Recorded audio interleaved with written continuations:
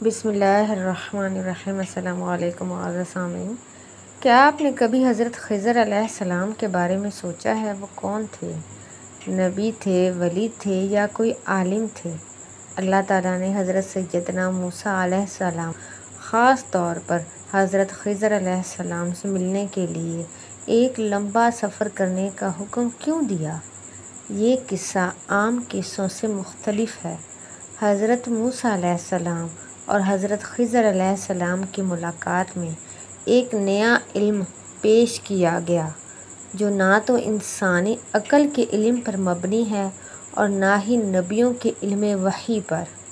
یہ ایک ایسے علم کا ذکر ہے جو غیبی اور مخفی ہے، جس کی تفصیل اللہ تعالیٰ نے پردے میں رکھی ہے۔ اس علم کو علم لدنی کہا گیا ہے۔ یہ قصہ اس سوال کا جواب ہے جو انسانیت کے دل میں ہمیشہ سے موجود رہا ہے: تقدیر کیسے کام کرتی ہے؟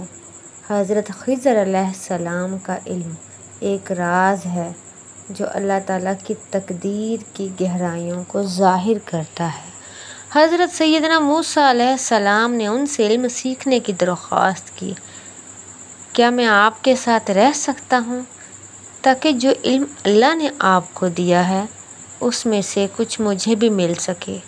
حضرت خضر علیہ السلام نے جواب دیا: آپ میرے ساتھ صبر نہیں کر سکیں گے، کیونکہ آپ ان چیزوں پر صبر کیسے کر سکتے ہیں جن کا آپ کو علم نہیں۔ یہ قصہ بتاتا ہے کہ کیسے اللہ تعالیٰ کی تقدیر بظاہر مشکل اور ناقابل فہم ہوتی ہے، لیکن اس کے پیچھے ہمیشہ حکمت ہوتی ہے۔ جب حضرت خضر علیہ السلام نے غریبوں کی کشتی کو نقصان پہنچایا، حضرت موسیٰ علیہ السلام نے اس پر اعتراض کیا جیسے ہم اپنی زندگی کے امتحانات پر اعتراض کرتے ہیں، لیکن آخر میں جب تمام راز فاش ہوئے تو پتہ چلا کہ وہ نقصان دراصل حفاظت کا باعث تھا۔ اس طرح کچھ تقدیر کے راز ہمیں کبھی سمجھ نہیں آتے، جیسے کہ اس لڑکے کی موت جس کے بارے میں حضرت خضر علیہ السلام نے کہا کہ وہ اپنے والدین کے لیے بوجھ بن جاتا۔ اس لڑکے کی ماں کو کبھی معلوم نہیں ہوا کہ اس کا بیٹا کیوں مارا گیا، لیکن اللہ کی حکمت میں یہ بہتر تھا۔ کچھ تقدیریں ایسی بھی ہیں جو ہمیں زندگی میں کبھی نظر نہیں آتی، لیکن اللہ تعالیٰ کی رحمت اور لطف ہمیشہ ہمارے ساتھ ہوتا ہے، چاہے ہم اسے محسوس نہ کر سکیں۔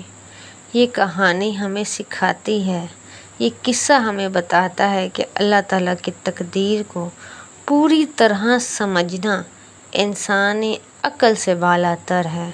ہمیں اللہ تعالیٰ کی رحمت اور حکمت پر بھروسہ کرنا چاہیے، توکل کرنا چاہیے، یقین رکھنا چاہیے کہ ہر تقدیر میں خیر ہے، چاہے ہم اسے نہ سمجھ سکیں۔